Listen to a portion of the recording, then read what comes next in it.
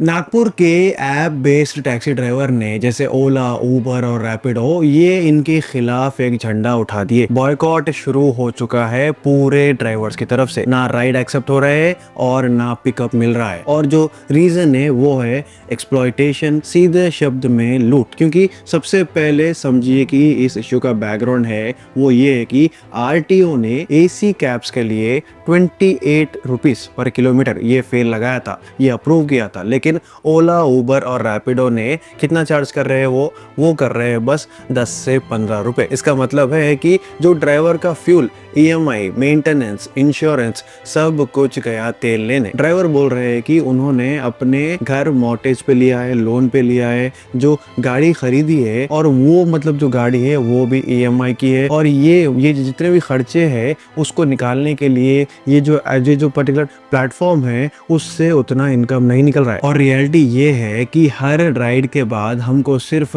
एक फ्रस्ट्रेशन मिलता है, ना कि पैसे। और ये जो एक्सप्लॉयटेशन है वो ये बोल रहे हैं कि कंपनीज ड्राइवर से एडवांस रिचार्ज मांग रही है 500 रुपए, 1000 रुपए तक, तभी वो जो ऐप है वो एक्टिव होता है। पिकअप डिस्टेंस 5 to 6 किलोमीटर तक होता है, लेकिन उसके पैसे भी नहीं मिलते। और अगर पैसेंजर कंप्लेन कर दे तो वो बिना इन्वेस्टिगेशन के जो ड्राइवर की आईडी है उसको ब्लॉक करते जा रहे हैं। अब यहाँ पे पर्टिकुलरली ऐप के अंदर ही कार वाले, ऑटो वाले और जो बाइक टैक्सी वाले हैं वो लोग भी अपने बीच में लड़ ले रहे। और उन्होंने बोला, जो कैब वाले और जो ऑटो वाले हैं उन्होंने बोला कि हमने ओला, उबर, रैपिडो को मल्टीपल बार इस पे कंप्लेंट किया कि वो एक लाइसेंस्ड बाइक टैक्सी नहीं होती, मगर उस पर भी एक्शन नहीं लिए। मगर वो जो है ना वो अलग बात है कि बाइक टैक्सी है वो चलना या फिर नहीं, वो एक अलग मुद्दा है। और ड्राइवर्स ने नागपुर के रेलवे स्टेशन और एयरपोर्ट के जो प्रीपेड टैक्सी बूथ्स है उसकी भी डिमांड उठाई थी। इंश्योरेंस पॉलिसी चाहिए ये भी बोला था। ड्राइवर और उनके परिवार के लिए इंश्योरेंस होना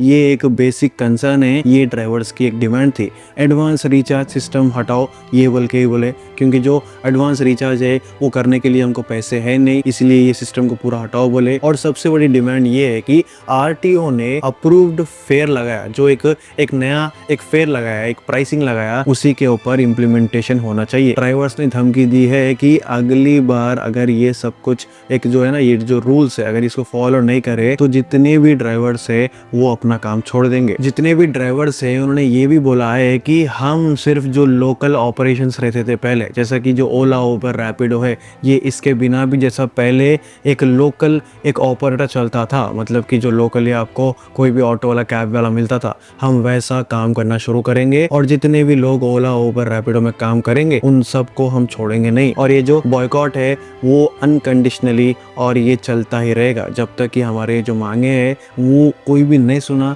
हम यही स्ट्राइक पर रहेंगे। अब बात ये है कि ये सिर्फ नागपुर तक लिमिटेड नहीं है, मुंबई, पुणे और जो नासिक है उसमें भी यही प्रोटेस्ट हो रहा है। रिपोर्ट्स के मुताबिक 70% जो कैब्स है वो ऑफ रोड हो चुकी है, मतलब ओला, उबर, रैपिडो ज़्यादा कोई इस्तेमाल कर रहा भी नहीं। अब यहाँ पे शॉकिंग बात ये है कि ओला, उबर, रैपिडो ने कोर्ट में जाके एक प्रोटेक्शन मांगा ये सारे प्रोटेस्ट से, क्योंकि वो मतलब यहाँ पे ऐसा हो गया कि जो ऐप लोगों को काम करने देती अब वही ऐप ये लोगों से बचने के लिए कोर्ट जा रही। अब सवाल ये है कि क्या ये जितने भी एग्रीगेटर कंपनी से क्या वो अपने जो फेयर है, मतलब कि जो प्राइसिंग है, क्या इसको रिवाइज करेंगे, या फिर जो मार्केट कंपटीशन है उसकी वजह से ये जो प्राइसिंग लो करने की एक जो स्ट्रेटेजी है जिसकी वजह से उनको तो फायदा होता, मगर जितने भी ओला, उबर, रैपिडो के जो ड्राइवर्स है उनको फायदा नहीं होता। क्योंकि कंज्यूमर के हिसाब से जो राइड लेता उसके हिसाब से प्राइसिंग कम रहे तो वो खुश होता और ऐप को ज़्यादा इस्तेमाल करता, मगर जो आदमी वहाँ पे एक राइड चला रहा, जो एक ओला, उबर, रैपिडो का एक ड्राइवर है, उसके लिए ये बहुत बड़ी मुश्किल है। अब ये जो नागपुर में स्ट्राइक है वो तो अब चलता ही रहेगा। अब इस चीज़ के बारे में आपके क्या मानना है, कौन सही है, ये जो ऐप है वो सही है या फिर जो ओला, उबर, रैपिडो के जो ड्राइवर्स है ये जो मांग लगा रहे, क्या ये सही है? सब कुछ कमेंट करके बोलो। जितने भी नए लोग हैं एक लाइक कर दो, सब्सक्राइब कर लो।